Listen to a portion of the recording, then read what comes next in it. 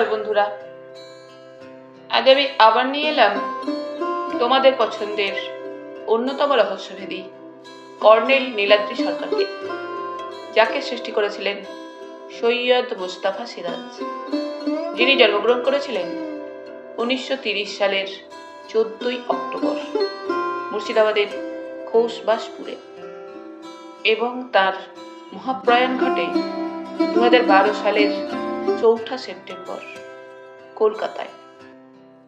আজ আমার সংগৃহীত বইটির প্রকাশনার দায়িত্বে ছিলেন দেশ পাবলিশিং। এদের সকলের প্রতি আন্তরিকভাবে কৃতজ্ঞতা নিবেদন করে শুরু করছি আজকের গল্প, কর্নেলের একদিন। আজ থাকলো প্রথম পর্ব।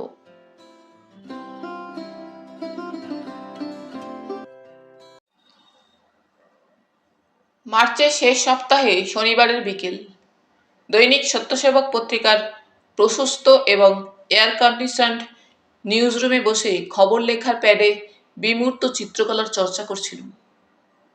বাইরে অকাল গ্রীষ্মের যাচ্ছে তাই উপদ্রব, তাই ঠিক করেছিলুম রোদ মুছে গেলে কেটে পড়ব।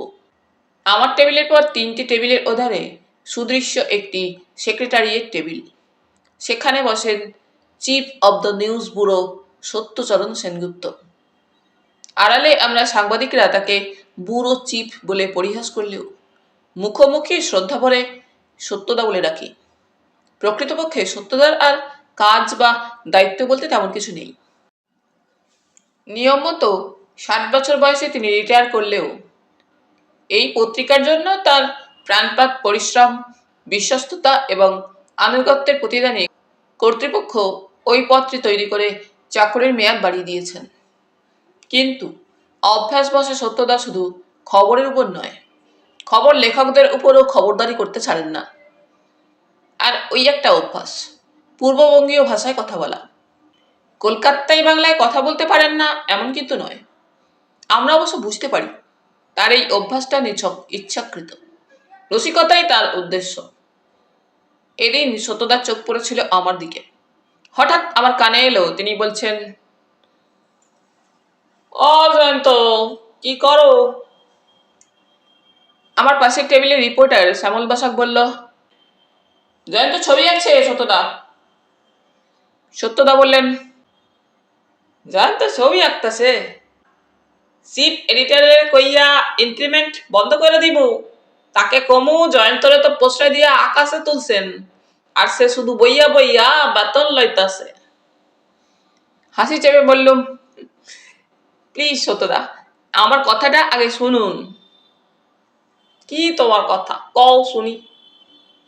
আজ যে আমার লেখার মতো কোনো খবরই নেই। কি কও বুঝি না। এই কলকাতা হইল গিয়া একখানা মেট্রোপলিস।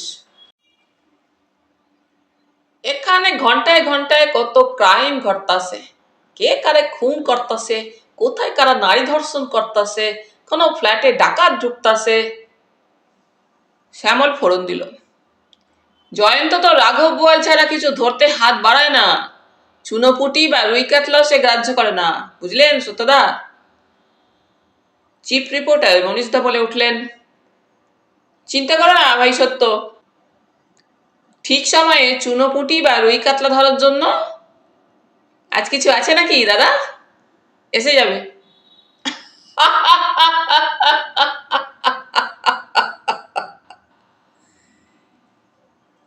নিউজ রুমে হাসির রোল উঠল। সত্যদা যে এই ব্যাপারটা জানেন না আজ তা বুঝতে পারলুম। তিনি অবাক হয়ে বললেন, আইস কিছু আছে নাকি দাদা? মানে? মনীষদা চারিদিকে তাকিয়ে নিয়ে বললেন, ও শ্যামল, তোমাদের ব্যুরো চিফ, সরি ব্যুরো চিফকে কথাটা বুঝিয়ে দাও। শ্যামল চেয়ার থেকে উঠে সত্যদার টেবিলের সামনে গিয়ে বসলো এবং চাপা স্বরে কথাটা বুঝিয়ে দিতে থাকলো। আসলে মনীষদা নতুন রিপোর্টার প্রবাল রায়কে কেন কে জানে পছন্দ করেন না। লালবাজার পুলিশ হেডকোয়ার্টারের একজন উচ্চ পদস্থ অফিসার প্রবালের মেসমশাই। সম্ভবত সেই সূত্রে প্রবাল দৈনিক সত্যসেবক পত্রিকার মতো বহুল প্রচারিত ও জনপ্রিয় কাগজে রিপোর্টার হয়ে সরাসরি ঢুকতে পেরেছে। সে যাই হোক, মনীষদার ক্ষোভের কারণ হলো প্রবল তার নির্দেশ গ্রাহ্য করে না, ইচ্ছে মতো আসে যায়।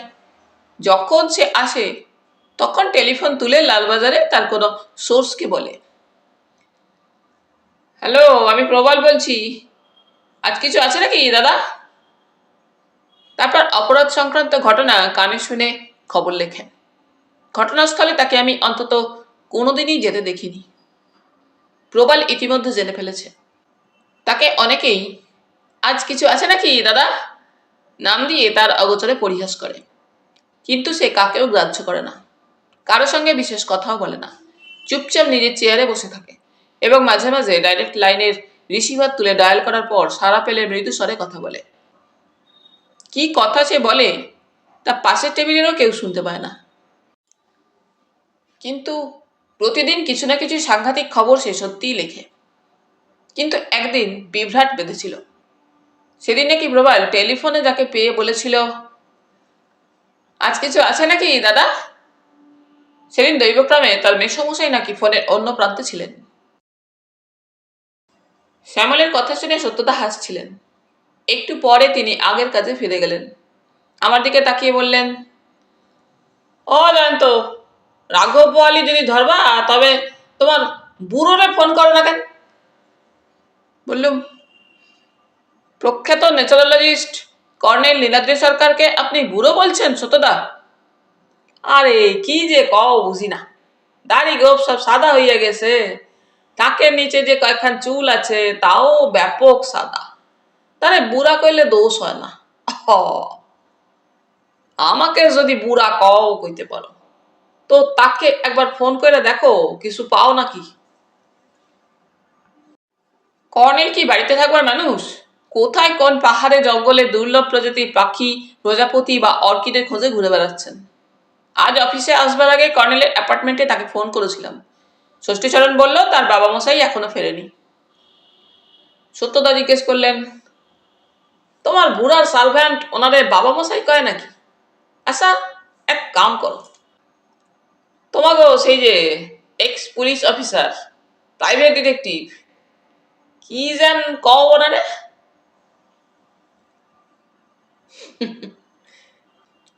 হাসি পেল। বললুম, পুরো নাম কৃতান্ত কুমার হালদার। অবশ্য কে কে হালদার নামেই উনি পরিচিত। আমি আর কর্নেল ওকে হালদার মশাই বলি। কিন্তু আপনার সঙ্গে একটা ব্যাপারে ওর খুব মিল। কও শুনি। উনিও আপনার মতো পূর্ববঙ্গীয় ভাষায় কথা বলেন। হ, মাতৃভাষা সারুম কেন? হালদার মশাইও তাই বলেন। উনি আরো কি বলেন জানেন সত্যদা? মাতৃভাষার জন্য ঢাকায় তরুণেরা প্রাণ দিয়েছে। মাতৃভাষা নিয়ে সংগ্রাম করে তারা স্বাধীন বাংলাদেশ গড়েছে। এরপর মাতৃভাষা কি ছাড়া যায়? মনীষদা বলে উঠলেন, আর শিলচরে বাঙালিরা প্রাণ দেয়নি? সত্যদা বললেন, সারান্দা হয়ে মনীষ, আমরা পলাইয়া আইছিলাম, আর আমাগো নেক্সট জেনারেশন শুধু প্রাণ দেয় নাই, স্বাধীন একখান দেশ গড়ছে। মনীষদা বর্ধমানের লোক, খাপ্পা হয়ে কি বলতে যাচ্ছেন। এমন সময় বেয়ারা হরিবন্ধু নিউজ রুমে ঢুকে ঘোষণা করলো, বাইরে খুব বৃষ্টি হচ্ছে। অমনি সারা নিউজ রুম জুড়ে কোরাস উঠল, বৃষ্টি বৃষ্টি বৃষ্টি বৃষ্টি, ফিস্টি ফিস্টি, রাস্তায় জল, যানবাহন অচল, ক্যান্টিনে ফিস্টি। এই সুযোগে কেটে পড়লুম। চারতলা থেকে লিফটে নেমে রিসেপশনের লাউঞ্জে ভিড় দেখতে পেলুম। রিসেপশন কাউন্টারের পাশ দিয়ে বেরিয়ে পৌটিকো সিঁড়িতে দাঁড়ালুম। হরিবন্ধু যে সুরে বৃষ্টি ঘোষণা করেছে তেমন কিছু নয়, তবে ছাতা ছাড়া যারা বেরোবে তারা পুরো ভিজে যাবে। একটু ইতস্তত করছিলুম।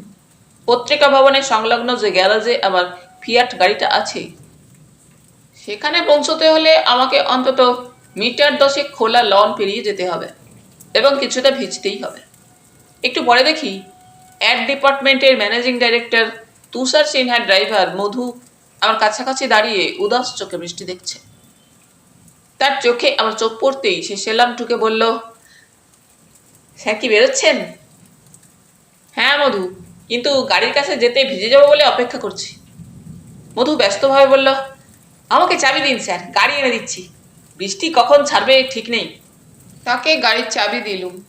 সে রুমালে মাথা ঢেকে দৌড়ে চলে গেল। তারপর আমার গাড়িটা ব্যাক করে এনে সিঁড়ির কাছে দাঁড় করালো। গাড়ি থেকে বেরিয়ে এসে আমার দিকে হাসি মুখে তাকিয়ে বলল,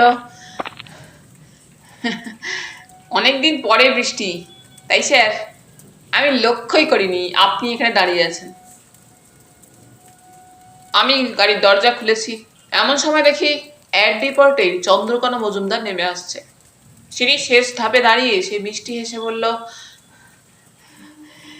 জয়ন্তদা, আপনি তো পার্ক স্ট্রিট হয়ে সল্টলেক যাবেন তাই না? পুলকিত হয়ে বললুম, হ্যাঁ, তুমি কোথায় যাবে?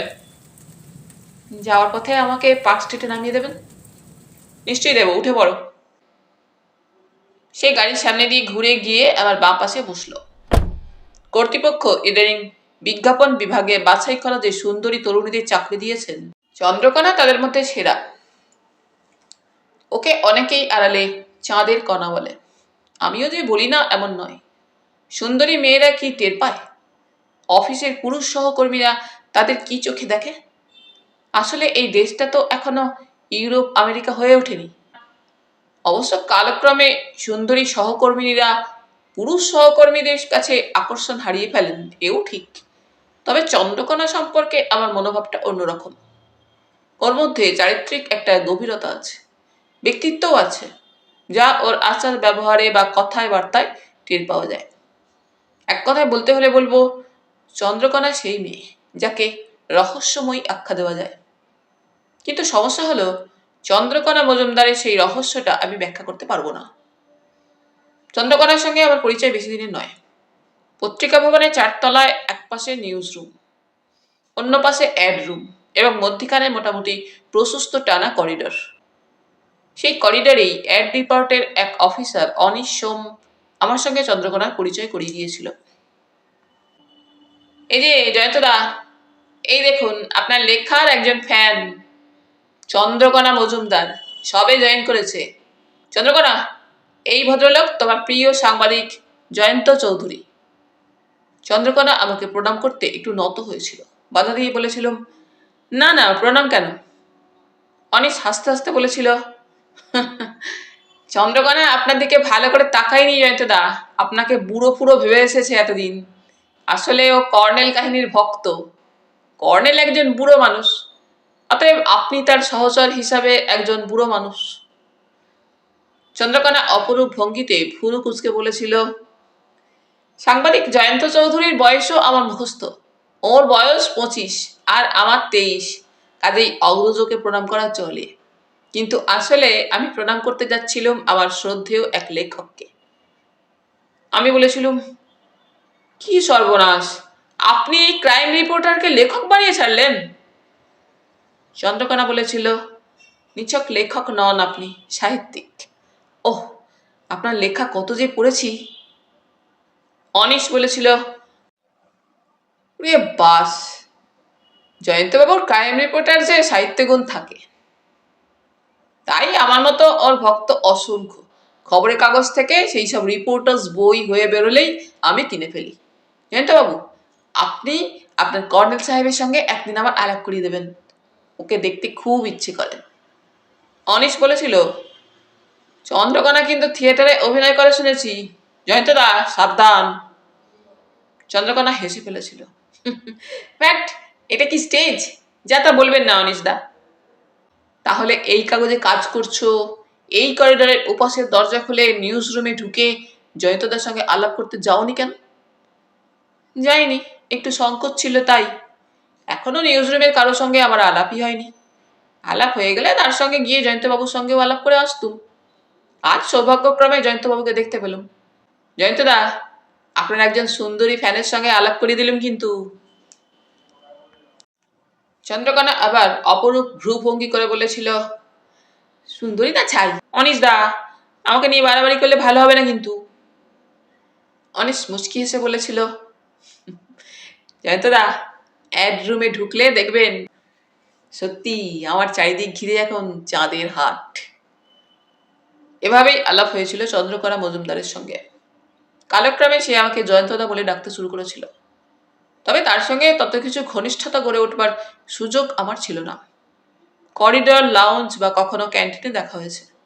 সে প্রতিবারই জানতে চেয়েছে আমি কর্নেলের সঙ্গে কোনো সাংঘাতিক রহস্যজনক ঘটনার পিছনে ছোটাছুটি করে বেড়াচ্ছি কিনা।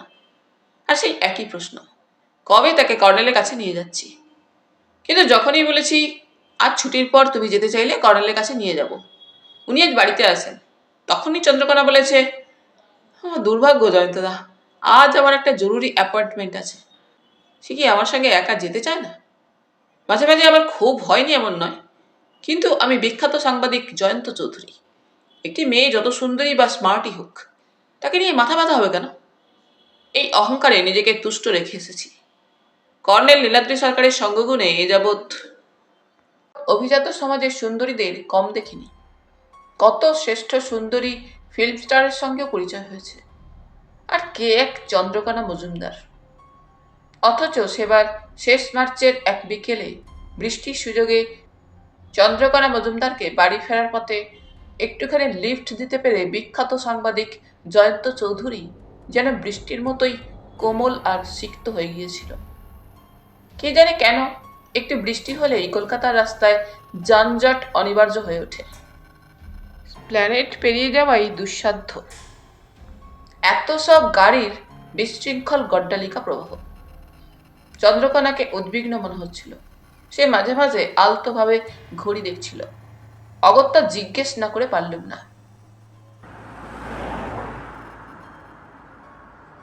তোমার দেরি হয়ে যাচ্ছে বুঝি? চন্দ্রকণা ঠোঁটের কোণে কেমন একটু হেসে বলল,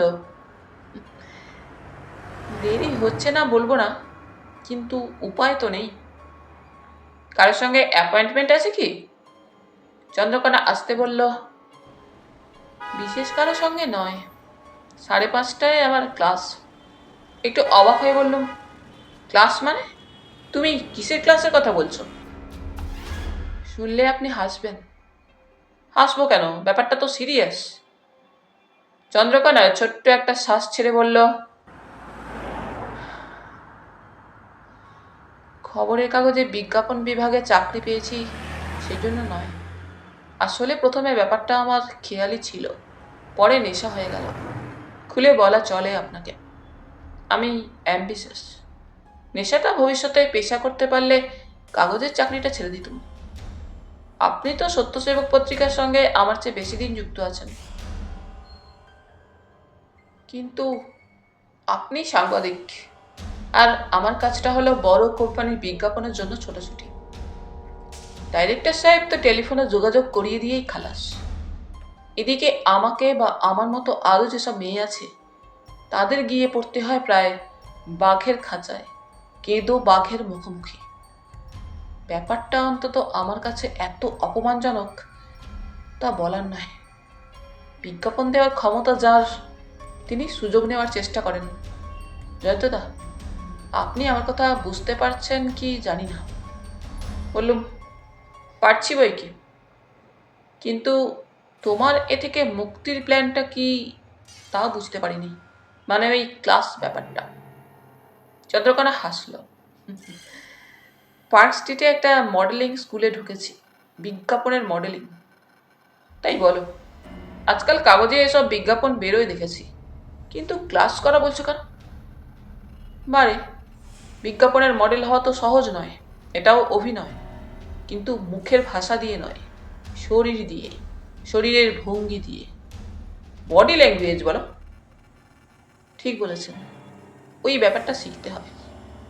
মুখের চেহারা দেখে কোনো মেয়েকে সুন্দরী মনে হলেও ফটোগ্রাফে তাকে সুন্দরী দেখাবে এমন কিন্তু নয়। ফটোজেনিক ফেস বলে একটা কথা আছে।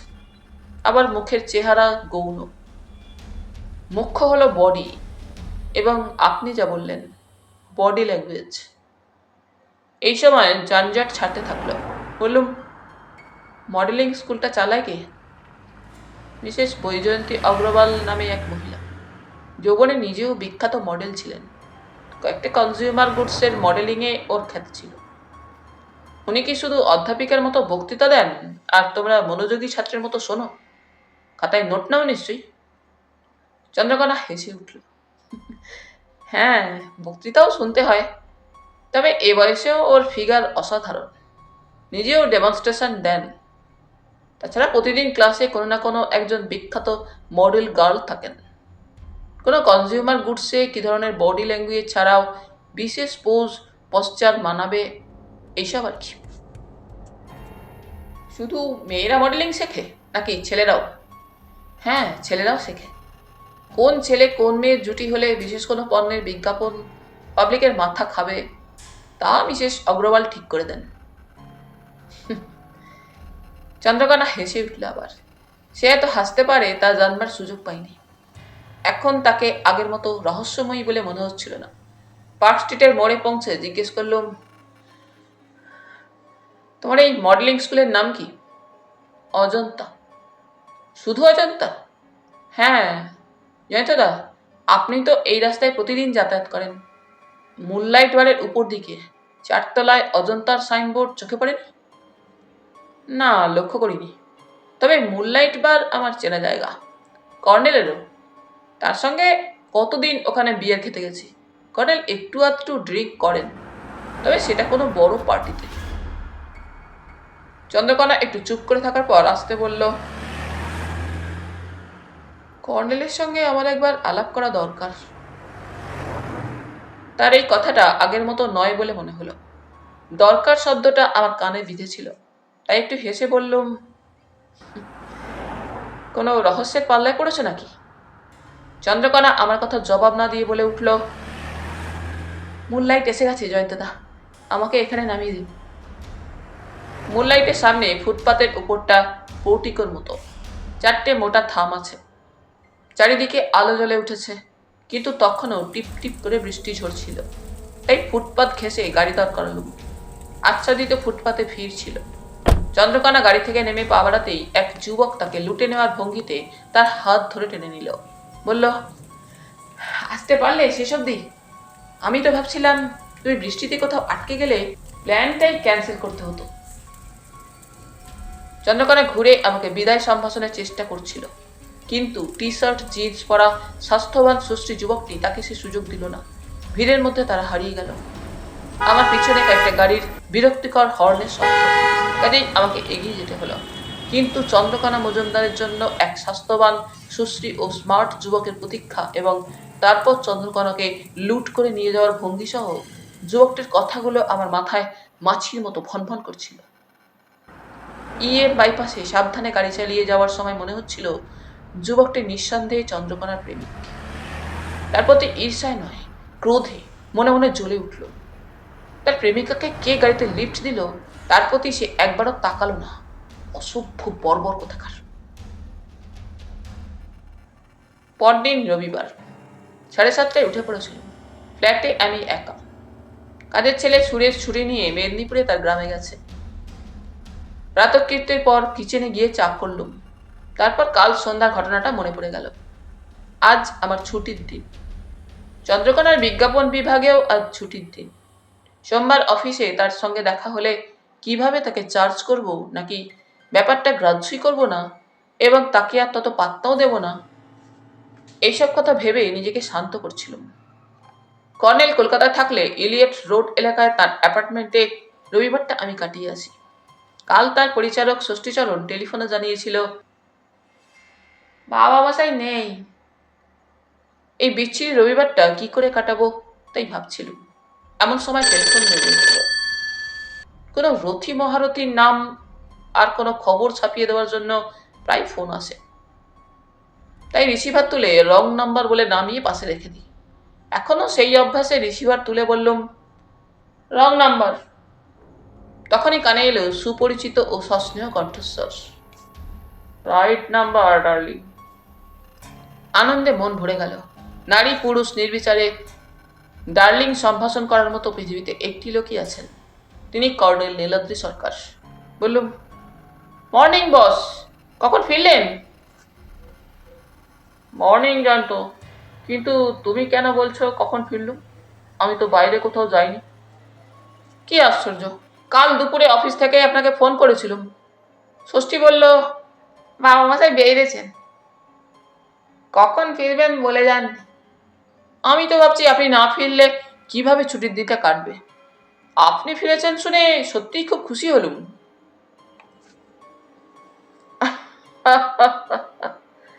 স্বস্তিটাকে নিয়ে আর পারা যায় না।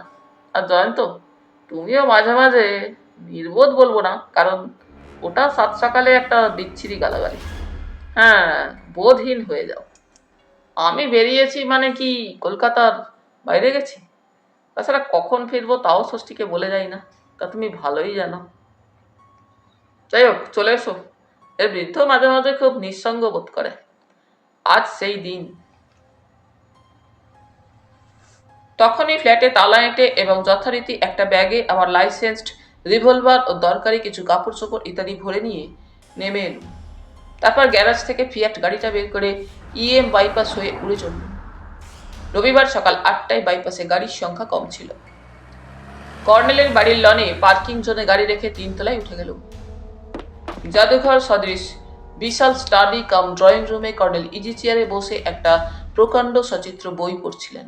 না, নিচক পড়া নয়, আতস কাছে কিসের রঙিন ছবি দেখছিলেন এবং পাশের টেবিলে একটা প্যাডে কিসব নোট করছিলেন। আমার দিকে না তাকিয়ে তিনি বললেন, বসো, তারপর বলো কি ঘটেছে। অবাক হয়ে বললাম, ঘটেছে মানে? আপনি কেমন করে জানলেন? আমার কথার উপর কর্নেল সহাস্যে বললেন, নিজেই শেষ অব্দি ধরা দিলে জয়ন্ত। কি আশ্চর্য, আপনি দেখছি সত্যিই অন্তর্যামী। মোটেও না। কাল আমি অফিস থেকে আপনাকে ফোন করেছিলাম, শুধু এই থেকেই আপনি। কর্নেল আবার আমাকে থামিয়ে দিয়ে বললেন, কখনো না। প্রথম সূত্রটা বলি। আজ সকালে তোমাকে রিং করার পর রং নাম্বার বলেছিলে বটে, কিন্তু তারপর তোমার কণ্ঠস্বরে একটা জোরালো আবেগ টের পেলুম, যেন আমার ফোন পেয়েই তুমি ডুবজল থেকে মাথা তুলে নিঃশ্বাস নিচ্ছিলে। হ্যাঁ, তোমার কণ্ঠস্বরে প্রবল আবেগ শুধু নয়, ওরকম একটা অনুভূতিও কাজ করছিল। এবার দ্বিতীয় সূত্রটা বলি। তোমার গাড়ির শব্দ আমি বুঝতে পারি, বহু পরিচিত শব্দ। গাড়ির শব্দ থেমে যেতেই কানে এলো সিঁড়িতে তোমার পায়ের শব্দ আজ খুব দ্রুত এবং জোরালো। এমন করে তুমি আমার 3 তলার অ্যাপার্টমেন্টে ওঠো না। তৃতীয় সূত্রটা শোনো। তুমি আজ দুবার কলিং বেল বাজিয়েছ। এই 3টি সূত্রের যোগফল হিসাবে আমার সিদ্ধান্ত, কোথাও কিছু ঘটেছে এবং সেই ঘটনার সঙ্গে তুমি জড়িত, অথবা তুমি সেই ঘটনার প্রত্যক্ষদর্শী। দ্রুত বললুম, ওহ কর্নেল, প্লিজ, দ্যাটস এনাফ। বরং আপনি ওটা কি করছেন বলুন। কর্নেল হাসি মুখে বইটার সেই পাতা দেখিয়ে বললেন, এটা রেনবো অর্কিড। আশা করি এই অর্কিডের ফুলের কথা তোমার মনে আছে। মার্চ থেকে এপ্রিল অবধি এই অর্কিডের ফুল ফোটে এবং রোদ্দুরে রামধনুর 6টা দেখিয়ে দেয়। বিরল প্রজাতির এই অর্কিড আবিষ্কার করেছিলেন 1837 খ্রিস্টাব্দে রবার্ট স্টিলার নামে একজন ইংরেজ লেফটেন্যান্ট। বিহার বাংলা সীমান্তে ছোটনাগপুর পর্বতমালার কয়েকটা শৈলশিরা যে অঞ্চল দিয়ে গেছে। ষষ্ঠীচরণ ট্রেতে কফি আর স্ন্যাক্স নিয়ে আসায় কর্নেল থেমে গেলেন। তারপর চোখ কটমটিয়ে বললেন, ষষ্ঠী, তুই জয়ন্তকে বলেছিলি কলকাতার বাইরে গেছি? ষষ্ঠীচরণ জিভ কেটে কাঁচুমাচু মুখে বলল, হ্যাঁ। আগে বাবা মশাই, দাদাবাবু আমার কথাটা মনে হয় ঠিক বুঝতে পারেননি। ঠিক বুঝতে পেরেছিলেন দাদাবাবু। গেট আউট, নইলে আজ তোকে কেটে ব্রেকফাস্ট করবো। ষষ্ঠী বলল, সেদিনকে জজ সাহেব বলছিলেন না, তোমার বাবা মশাইকে বাঘে যদি খায় তাহলে তোমাকে বাঘ টুথপিক করবে। আমি যে বেজায় রোগা, টুথপিক খাওয়ার যোগ্যী। টুথপিক ইংরেজি শব্দটা মনে রেখেছিস দেখছি। ওরে হাঁদারাম, খোরকে বল। টুথপিক হলো খোরকে। দাঁতের ফাঁকে আমার মাংসের কুচি আটকে গেলে বাঘ তোকে খোরকে করবে। ষষ্ঠীচরণ হাসতে হাসতে চলে গেলে কর্নেল বললেন, কফি খাও জয়ন্ত, আগে নাচ চাঙ্গা করো, তারপর কথা হবে। এই সময় টেলিফোন বেজে উঠল। কর্নেল রিসিভার তুলে সাড়া দিলেন। ক্রমাগত হ্যাঁ এবং হ্যাঁ করতে থাকলেন। লক্ষ্য করলাম তার দৃষ্টি কিন্তু আমারই দিকে এবং মাঝে মাঝে নিঃশব্দ হাসি তার মুখে ফুটে উঠছিল। কয়েক মিনিট পরে রিসিভার রেখে তিনি বললেন, তাহলে জয়ন্ত এই ব্যাপার।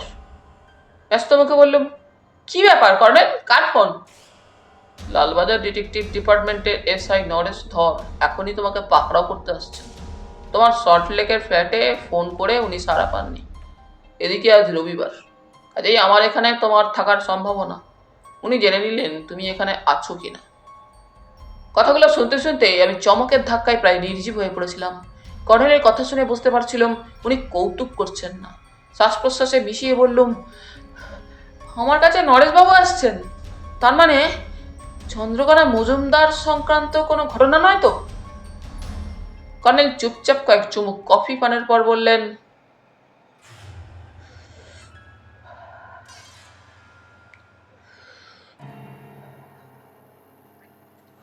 হ্যাঁ, নামটা চন্দ্রকোনা মজুমদার।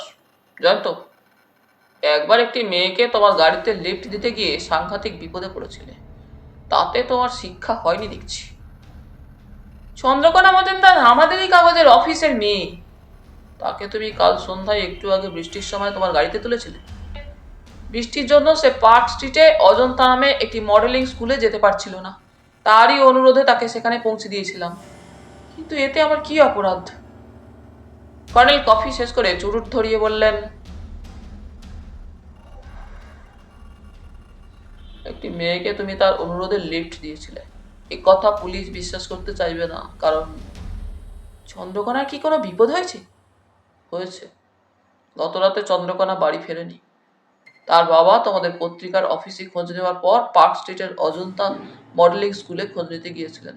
তখন রাত প্রায় 12টা। অজন্তা বন্ধ ছিল। কেয়ারটেকার বলেছে চন্দ্রকোনাকে প্রতিদিনের মতো রাত 9টায় সে বেরিয়ে যেতে দেখেছে। গত রাতেই ভদ্রলোক ভবানীপুরে তার পাড়ার কাউন্সিলরের সাহায্যে লালবাজার মিসিং স্কোয়াডে খবর দিয়েছিলেন।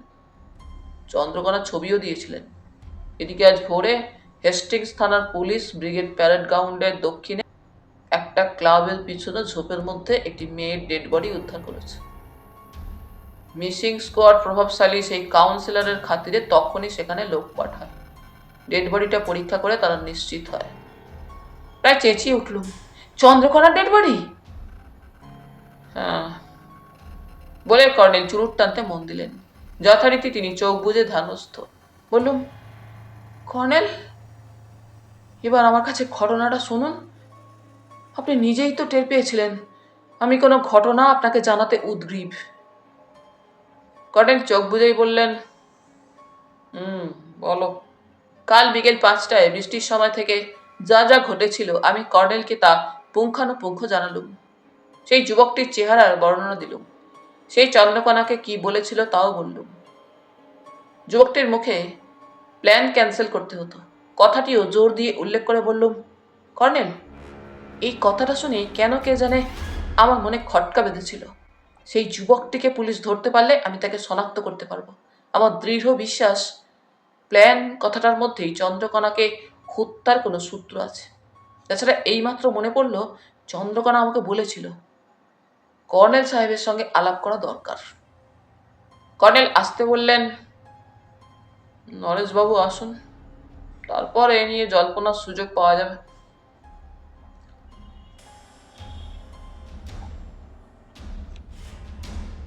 ডিটেকটিভ সাব ইন্সপেক্টর নরেশ ধর কর্নেল এবং আমারও সুপরিচিত। প্রায় আধ ঘন্টা পরে তিনি এলেন। পর্দা তুলে আমাকে দেখে সহাস্যে বললেন,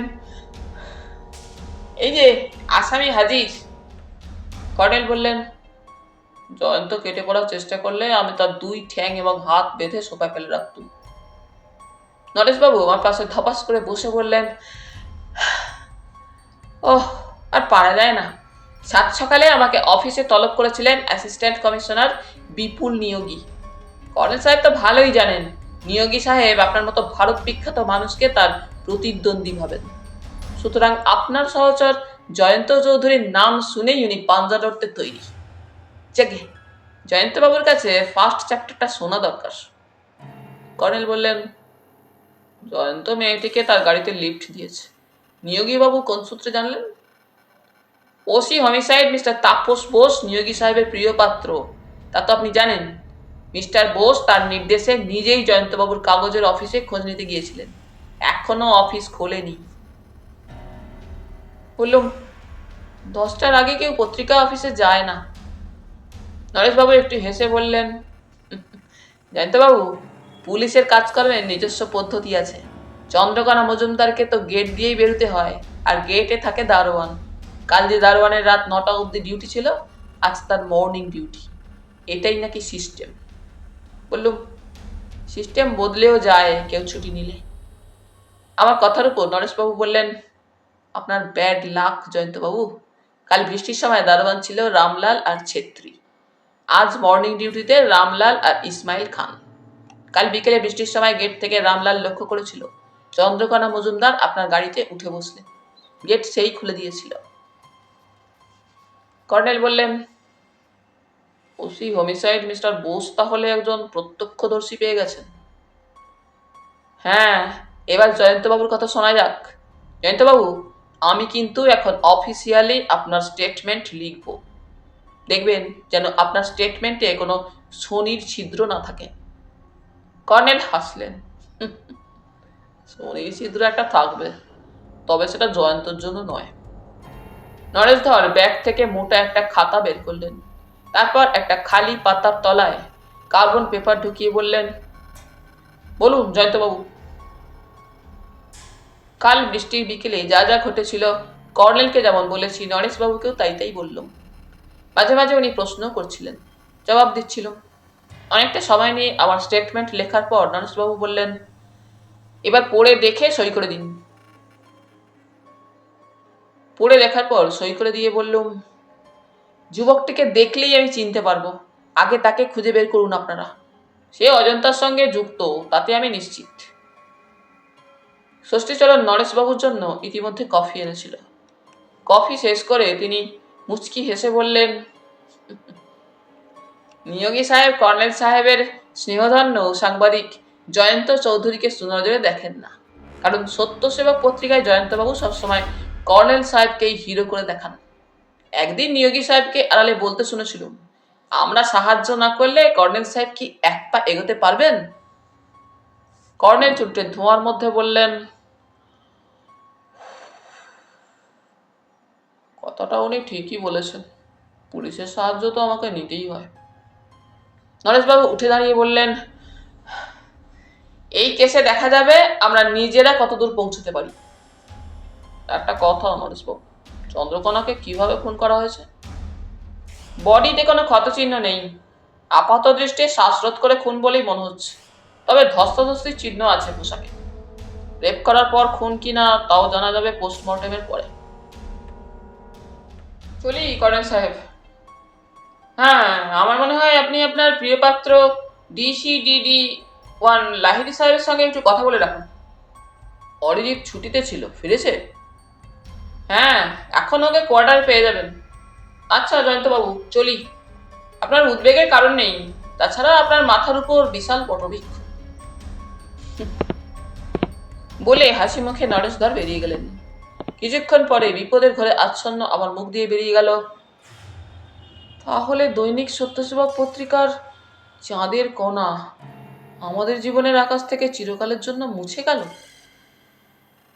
চাঁদের কণা বলে কর্নেল তার সাদা দাড়ি থেকে চুরুটের এক টুকরো ছাই ঝেড়ে ফেললেন।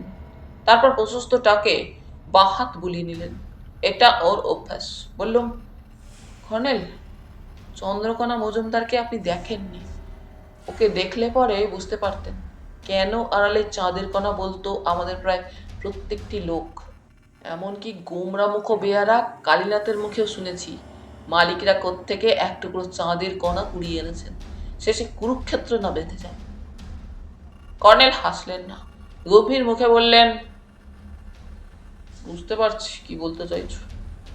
তো পোস্টমর্টেম রিপোর্টে যদি রেপের কথা বলা হয়, তাহলে সেই যুবকটির মুখে শোনা প্ল্যান কথাটাও আর রহস্য হয়ে থাকবে না। কেন? সত্যি রেপ করে মেয়েটির মুখ বন্ধ করার জন্য তাকে মেরে ফেললে বুঝতে হবে মেয়েটিকে রেপ করার জন্যই কোনো প্ল্যান সাজিয়েছিল তোমার দেখা যুবকটি। হ্যাঁ, যেভাবে মেয়েটিকে সে হাত ধরে টেনে নিয়ে গিয়েছিল, তার জন্যই তুমি তাকে মেয়েটির প্রেমিক ভেবেছ। আমার ধারণা সত্যি প্রেমিক হলে এমন জঘন্য কাজ সে করতো না।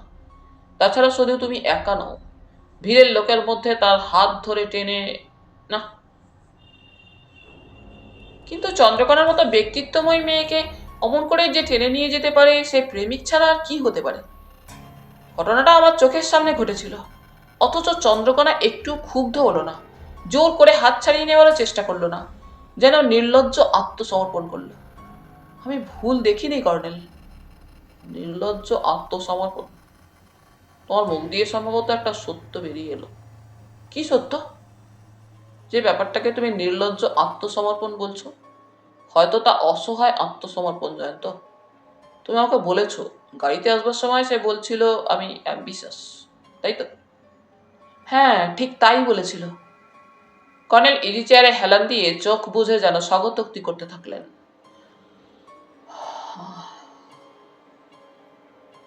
অ্যাম্বিশন, অ্যাম্বিশন কত বয়স্ক মানুষকে অন্ধ করে ফেলে। আর চন্দ্রকোনা তো মাত্র 23 বছরের একটি মেয়ে। নিজের সৌন্দর্য সম্পর্কে সে সচেতন, আর তার অভিনয় ক্ষমতাও ছিল। অথচ তাকে বিজ্ঞাপন সংগ্রহের জন্য কত ছদ্মবেশী লম্পটের হাত থেকে আত্মরক্ষা করতে হয়েছে। সেই ওই চাকরিটি ছেড়ে দিতে চেয়েছিল, মডেলিং করছিল। হ্যাঁ, ambition, the vital point in this case. She was an ambitious girl. কর্নেলের এইসব স্বগতোক্তির সময় আমি চুপ করে থাকি। ওর ওই ভঙ্গিটি আমার সুপরিচিত। এই সময় কোনো প্রশ্ন করলে ওর কানে ঢুকবে না, তাই চুপচাপ ওর কথাগুলো শুনছিল। তখনই ডোরবেল বাজল। কর্নেল চোখ খুলে হাঁক দিলেন, ষষ্ঠী। একটু পরে সবেগে প্রবেশ করলেন প্রাইভেট ডিটেকটিভ কে কে হালদার, আমাদের প্রিয় হালদার মশাই। তার সঙ্গে একজন প্রৌঢ়া ভদ্রমহিলা ছিলেন। হালদার মশাই বললেন, মিসেস রায়, ইনি আমাগো সেই কর্নেল স্যার। তারপর আমাকে দেখিয়ে তিনি বললেন, ইনি আমাগো সাংবাদিক জয়ন্ত চৌধুরী। আমাগো তিনজনের একজন ভাবতে পারেন। কেন কি কর্নেল স্যার আমারে আর জয়ন্তবাবুরে একত্র কইরা মিস্ট্রি সলভ করেন। ভদ্রমহিলা কর্নেল ও আমাকে নমস্কার করলেন। লক্ষ্য করলুম তিনি বিধবা। তার এক হাতে রিস্ট ওয়াচ, অন্য হাতে ছোট্ট ব্যাগ, সিঁথিতে সিঁদুর নেই। পরনে সরু নকশিপার সাদা তাঁতের শাড়ি, রং উজ্জ্বল। চেহারায় অভিজাত পরিবারের মহিলাদের ছাপ স্পষ্ট। কর্নেল বললেন, বসুন। ভদ্রমহিলা সোফায় বসে বললেন, আমার নাম স্বাগতা রায়। আমার স্বামীর নাম হয়তো শুনে থাকবেন, শুভব্রত রায়। রাজনীতি করতেন, এমপি ছিলেন।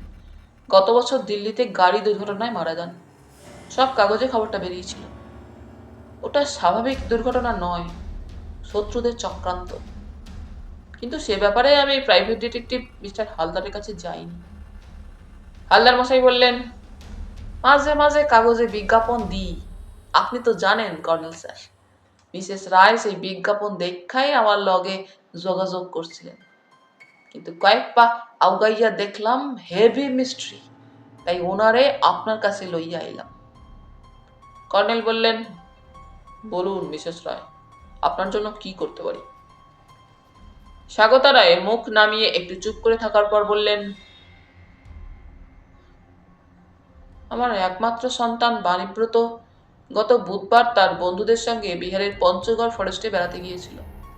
পঞ্চগড় ঠিক কোথায় আমি তা জানি না। বাণীব্রত বড্ড খেয়ালি আর জেদি। কাদের সঙ্গে বেড়াতে যাচ্ছে তাও আমাকে বলেনি। বৃহস্পতিবার সকাল 9টায় টেলিফোনে সে আমাকে শুধু বলেছিল, পঞ্চগড়ে একটা বাংলোয় তারা আছে, আমি যেন চিন্তা না করি। ব্যাস, শুধু এইটুকুই খবর। তারপর সেদিনই দুপুরে আমাদের পাড়ার এক ভদ্রলোক টেলিফোনে বলেছিলেন, তিনি হোটেল কন্টিনেন্টালে এক বিদেশি বন্ধুর সঙ্গে দেখা করতে গিয়েছিলেন। সেখানে 10তলা করিডোরে বাণীব্রতকে দেখতে পেয়েছিলেন। তাকে দেখেই বাণীব্রত নাকি কোনো একটা সুইটে ঢুকে পড়ে। আসলে ভদ্রলোক শোভন আচার্য নাম। তিনি আমার ছেলেকে সেখানে দেখে অবাক হয়েছিলেন। বিশেষ করে তাকে দেখা মাত্র বাণীব্রতর লুকিয়ে পড়ায় তার একটা বাজে ধরনের সন্দেহ হওয়া স্বাভাবিক।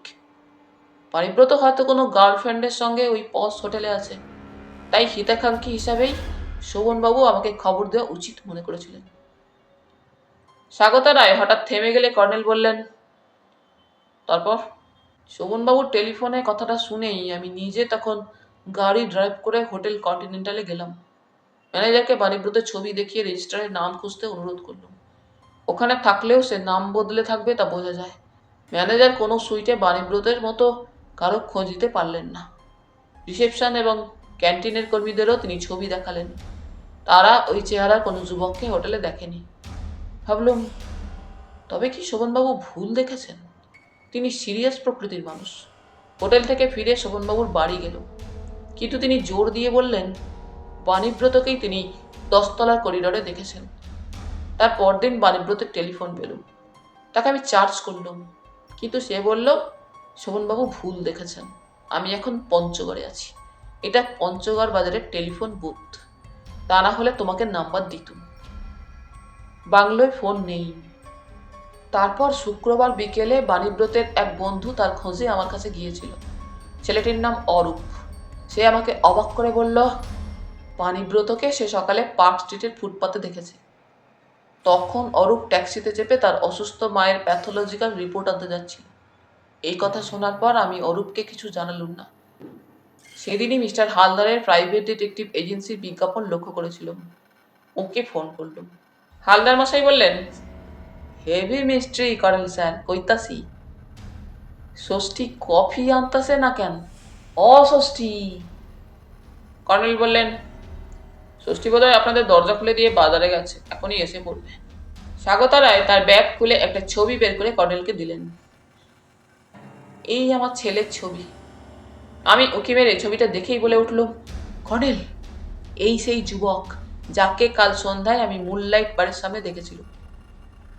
কর্নেল ছবিটা আমার হাতে দিয়ে বললেন, ভালো করে দেখে নিয়ে বলো। ছবিটা দেখতে দেখতে বললুম, এই সেই যুবক চন্দ্রকণা মজুমদারের হাত ধরে টেনে নিয়ে গিয়েছিল। স্বাগতা রায় ভাঙা গলায় বলে উঠলেন, চন্দ্রকণা চন্দ্রকণা মজুমদার? আজ সকালে খবর পেয়েছি she is raped and brutally murdered.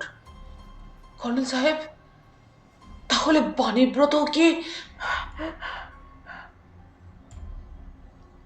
কথা শেষ না করে তিনি দুহাতে মুখ ঢাকলেন। ভদ্রমহিলা নিঃশব্দে কাঁদছিলেন।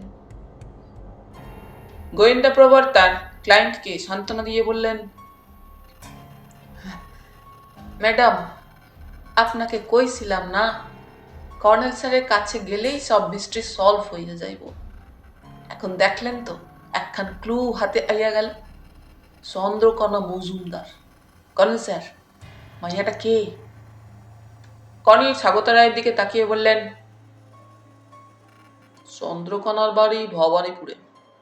আপনার বাড়ি কি একই এরিয়ায়? স্বাগতা দেবী রুমালে চোখ মুছে বললেন, হ্যাঁ, দেবেন রায় রোডের আমাদের বাড়ির উল্টো দিকে চন্দ্রকণাদের বাড়ি। তবে ওদের ভাড়ার ফ্ল্যাট। ওর বাবা শচীন মজুমদার কি একটা চাকরি করতেন। রিটায়ার করার পর চন্দ্রকণার চাকরির টাকায় টেনে টুনে সংসার চালাচ্ছিলেন। শচীন বাবুর আর কোনো ছেলে মেয়ে নেই। কর্নেল বললেন, আপনার একমাত্র সন্তান বাণীব্রতর সঙ্গে চন্দ্রকণার সম্পর্কের কথা আপনি জানতেন, তাই তো? জানতুম, কিন্তু অবাধ্য ছেলেকে শাসন করার ক্ষমতা আমার নেই। বাণীব্রতের ডাকনাম টিটো। টিটো তার বাবার স্বভাব পেয়েছিল, তবে তার বাবা রাজনীতি করতেন। টিটো রাজনীতি করলেও বুঝতুম রাজনীতি ভালো মন্দ যাই হোক, সে একটা কিছু করছে। বিএ পাশ করে আর পড়তে চাইনি। তার নেশা ছিল ফিল্মে অভিনয়ের। আমি জানতে পেরেছি চন্দ্রকণা থিয়েটারে অভিনয় করত।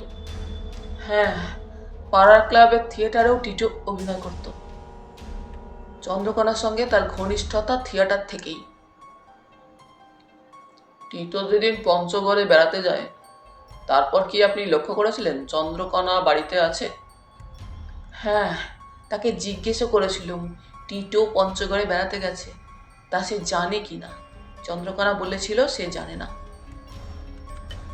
এতক্ষণে ষষ্ঠী কফি ট্রে রেখে গেল।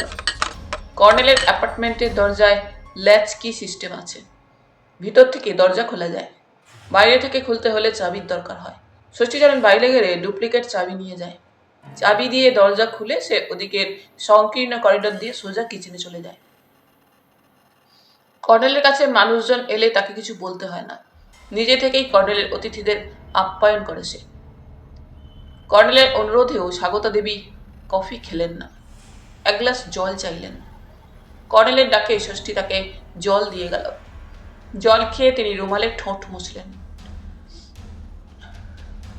বললেন, টিটোর পিছনের প্রাইভেট ডিটেকটিভ মিস্টার হালদারকে কেন লাগিয়েছিলুম, কর্নেল সাহেব তা সম্ভবত বুঝতে পেরেছেন।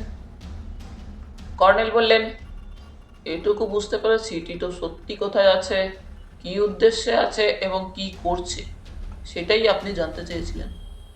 হ্যাঁ, তাছাড়া আমার সন্দেহ ছিল চন্দ্রকণা তাকে গোপনে সঙ্গ দিচ্ছে এবং বাড়িতেও স্বাভাবিকভাবে যাতায়াত করছে।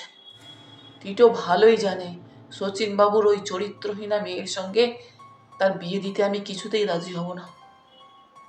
গত রাতে চন্দ্রকণা বাড়ি ফেরেনি, এ কথা কি আপনি জানতে পেরেছিলেন? হ্যাঁ, শচীনবাবু আমার কাছে রাত দুপুরে তার মেয়ের খোঁজে গিয়েছিলেন। আমি ব্যাপারটা তার ধৃষ্টতা বলেই মনে করেছিলাম, তাকে অপমান করে বের করে দিয়েছিলাম।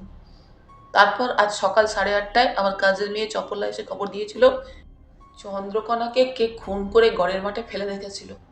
পুলিশ তার ডেড বডি খুঁজে পেয়েছে। তখনই আমার শরীর আতঙ্কে অবশ হয়ে গিয়েছিল। মিস্টার হালদারকে খবর দিয়েছিল। তার মানে আপনি আশঙ্কা করেছিলেন আপনার ছেলেকেও কেউ একই সঙ্গে খুন করে কোথাও ফেলে রেখেছে।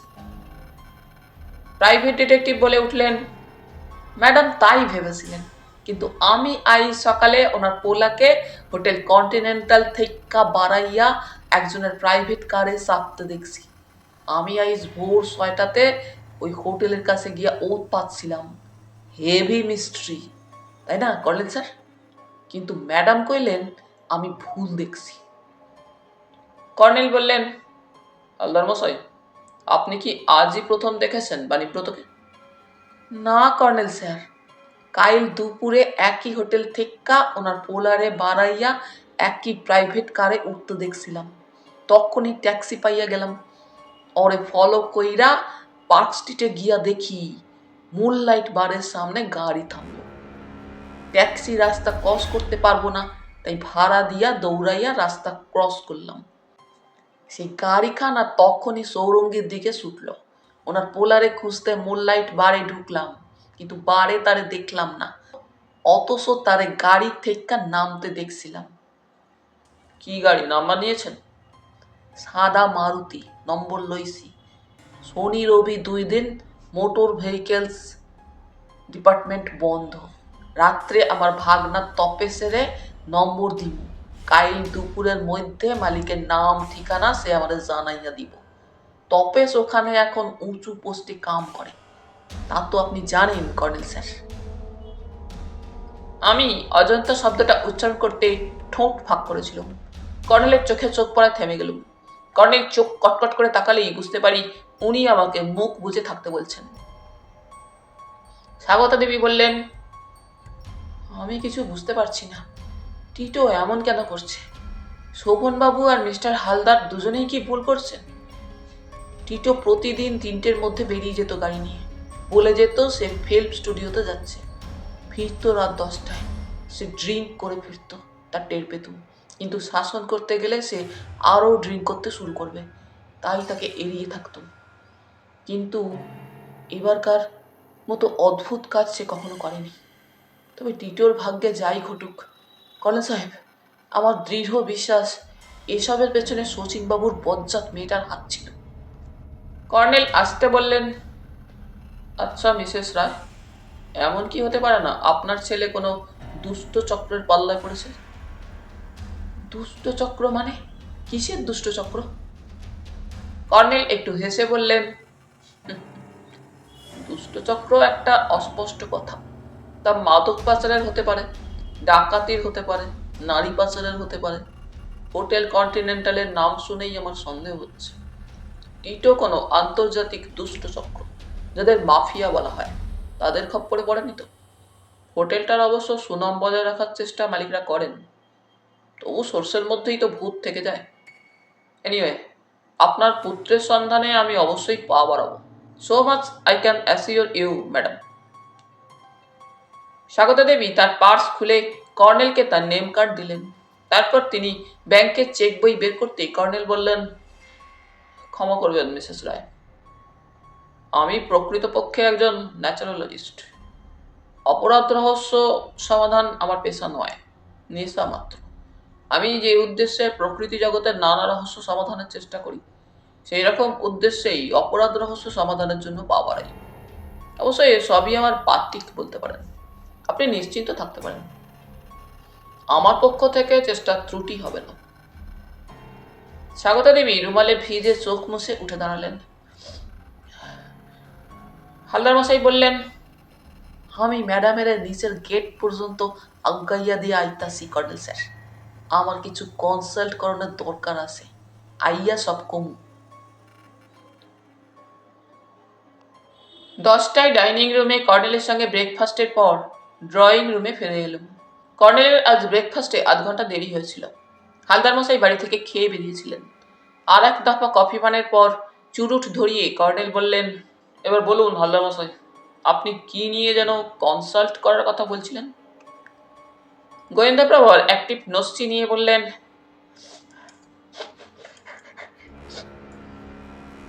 34 বৎসর পুলিশের চাকরি করছি, এমন কখনো দেখি নাই। পোলাটা তার মায়ের লগে লুকোচুরি খেলতেছে কেন? হেভি মিস্ট্রি কিনা কন কর্নেল স্যার? কর্নেল একটু হেসে বললেন, ঠিক বলেছেন হালদার মশাই। আপনার ক্লায়েন্ট স্বাগতা দেবী নিজেই বলছিলেন তার ছেলে অবাধ্য, শাসন মানে না। তা বলে সে যা কিছু করতে চায় নিজের বাড়িতে থেকেই করতে পারত। মিথ্যা মিথ্যি বিহারের পঞ্চগড়ে বেড়াতে যাওয়ার কথা বলেছিল কেন সে? এটা একটা ভাইটাল প্রশ্ন। হালদার মশাই ঠ্যাঙা মানুষ, খাড়া নাক, চৌকো চোয়াল, গায়ের রং গড় বাঙালির মতো, অর্থাৎ যাকে বলে শ্যামবর্ণ। মাথার চুল ছোট করে ছাঁটা, সরু গোফের 2 ডগা সুচালো। লক্ষ্য করেছি তিনি উত্তেজিত হলেই সম্ভবত চোয়ালে চোয়ালে ঘর্ষণের জন্য তার গোপের ডগা তীর তীর করে কাঁপে, চোখ দুটি গুলিগুলি হয়ে ওঠে। কর্নেলের কথাগুলো মনোযোগ দিয়ে শোনার সময় তার সেই অবস্থা দেখছিল। তিনি এবার চাপা স্বরে বললেন, আমার ক্লায়েন্টের সামনে একটা কথা কই নাই, এবার কম। বলুন। আজ ভোরবেলা হোটেলের কাছে দেখছি পোলাটা যে গাড়িতে চাপছিল, সেই গাড়ি ড্রাইভ করছিলেন ওর মায়ের বয়সী এক লেডি, নন বেঙ্গলি চেহারা। টিটো বইয়া ছিল তার বাঁ পাশে, তারপর উইন্ডো গ্লাস উঠাইয়া দিল। পিছনের সিটে কয়েক সেকেন্ডের জন্য দেখছিলাম 2 জন বইয়া আছে। একজনের বয়স আমার মতোই হইব, মুখে ফ্রেঞ্চ কাট দাড়ি দেখছিলাম, পরনে স্যুট টাই। অন্যজন মাইয়া, ইয়াং গার্ল কওয়া যায়। ভাবছিলাম ওই ভদ্রলোকেরই মাইয়া হইব। ফলো করার সুযোগ পাই না, খালি ট্যাক্সি কাছাকাছি ছিল না। কিন্তু এই ব্যাপারটা আপনার ক্লায়েন্টকে বলেননি কেন? সবই আমার বাতিক বলতে পারেন। ওই ফ্রেঞ্চ কাট দাড়িওয়ালা ভদ্রলোকেরে আমার ক্লায়েন্ট মিসেস রায়ের বাড়িতে দেখছিলাম গত শুক্রবার, যখন আমার ডিটেকটিভ এজেন্সির কন্ট্যাক্ট ফর্ম সই করাতে যাই। তখন ভদ্রলোক ওনার বাড়ি থেকে বাড়াইতেছিলেন। তখন ওনার চেহারা দেখছি, ওনার গাড়ি লক্ষ্য করি নাই। কর্নেল আবার বললেন, কিন্তু আমার প্রশ্ন, আজ আমার কাছে আসবার সময় কথাটা মিসেস রায়কে আপনি বলেননি কেন? গোয়েন্দা প্রভার আরো চাপা স্বরে বললেন, আমার ক্লায়েন্টের উপর সন্দেহ জাগছিল, উনি আমারে কোনো উদ্দেশ্যে ইউজ করতেছেন না তো। আমি হেসে ফেললুম। তার মানে আপনার হাতে হুকো খাচ্ছেন? কর্নেল কথাটা শুনেই গম্ভীর হয়ে উঠেছিলেন। তিনি বললেন, এমনও হতে পারে মিসেস রায় জানেন না তার পরিচিত ওই ভদ্রলোক তার অজ্ঞাত সারে টিটোকে কোনো কাজে ব্যবহার করছে। হালদার মশাই সায় দিলেন, তাও সম্ভব। তো এই ব্যাপারে আপনার লগে কনসাল্ট করানোর দরকার ছিল। এখন আপনি কন, আমি কি করুন? আপনি আজই মিসেস রায়ের সঙ্গে দেখা করে কথাটা বলুন। আপনি প্রাইভেট ডিটেকটিভ, আপনার কন্ট্যাক্ট ফর্মে শর্ত আছে। আপনার ক্লায়েন্ট আপনার সব প্রশ্নের সঠিক উত্তর দিতে বাধ্য, তা না দিলে কন্ট্যাক্ট বাতিল হয়ে যাবে, তাই তো? সেই কন্ডিশন আছে। ওনার কোনো কথা মিথ্যা হইলে কন্ট্রাক্ট ক্যান্সেলড হইব, যা অ্যাডভান্স দিচ্ছেন তা ফেরত পাইবেন না। আমি জিজ্ঞেস করলাম, কত টাকা অ্যাডভান্স দিয়েছেন উনি? 1000। বাহ, তাহলে আর কথা কি, এতক্ষণে আপনার ক্লায়েন্ট বাড়ি পৌঁছে গেছেন, আপনি বেরিয়ে পড়ুন হালদার মশাই। কর্নেল তেমনই গম্ভীর মুখে বললেন, ভদ্রলোকের নাম ঠিকানা জানতে চাইবেন, মিসেস রায়ের সঙ্গে তার কতদিনের পরিচয় এবং শুক্রবার কেন তিনি ওর বাড়িতে গিয়েছিলেন, সব কথার ডিটেলসে জেনে নেবেন। তারপর সেই ঠিকানায় গিয়ে ওর কথার সত্যতা যাচাই করে নেবেন। কিন্তু এ ব্যাপারে সতর্ক থাকার কথা আপনার মতো অভিজ্ঞ মানুষকে বুঝিয়ে বলার দরকার নেই। গোয়েন্দা প্রভা উঠে দাঁড়ালেন, তারপর সবেগে বেরিয়ে গেলেন। কর্নেল টেলিফোনে রিসিভার তুলে ডায়াল করার পর সাড়া পেয়ে বললেন, হ্যালো অরিজিৎ, তুমি জয়েন করেছো শুনছি। রবিবার তোমাকে বাড়িতে পাবো তা ধরেই নিয়েছিলাম। নরেশবাবু তোমাকে বলেছেন? বাহ, তাঁরই পরামর্শে। হ্যাঁ, আমি এতই ইন্টারেস্টেড কেন তা বুঝতেই পারছো। হ্যাঁ, মেয়েদের ব্যাপারে, বিশেষ করে সুন্দরী মেয়ে, জয়তে এমনিতেই নার্ভাস হয়ে পড়ে। আর একে তো মার্ডার কেস, তার উপর তাদের অফিসের মেয়ে এবং তাকে লিফটও দিয়েছে। ফরেন্সিক এক্সপার্টদের অকুস্থলে তলব। তার মানে দৈনিক সত্যসেবকের কর্তৃপক্ষ হতভাগিনী মেয়েটির পক্ষে লড়তে চান। খুব ভালো খবর অরিজিৎ। হ্যাঁ, নরেশবাবুর মুখে শুনেছি। আমি ধরে নিয়েছিলাম মেয়েটিকে অন্য কোথাও মেরে গড়ের মাঠে ফেলে পালিয়েছে খুনি।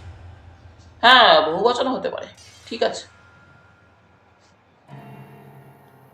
যোগাযোগ রেখে চলবো। তাহলে তো খুশিই হব। ঠিক আছে, ছাড়ি। কর্নেল রিসিভার রেখেই সাদা দাড়িতে হাত বুলোতে থাকলেন।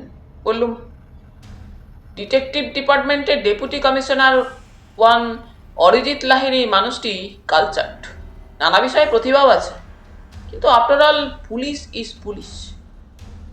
আমার এতক্ষণে অস্বস্তি হচ্ছে কর্নেল। কেন? কেস সাজাবেন তো ও নিচুতলার অফিসাররা। এসি নিয়োগী সাহেব আপনাকে পছন্দ করেন না। ধরুন এভাবে যদি কেসটা আমরা গড়ে তোলেন, আমি চন্দ্রকণাকে আমার ফ্ল্যাটে নিয়ে গিয়ে।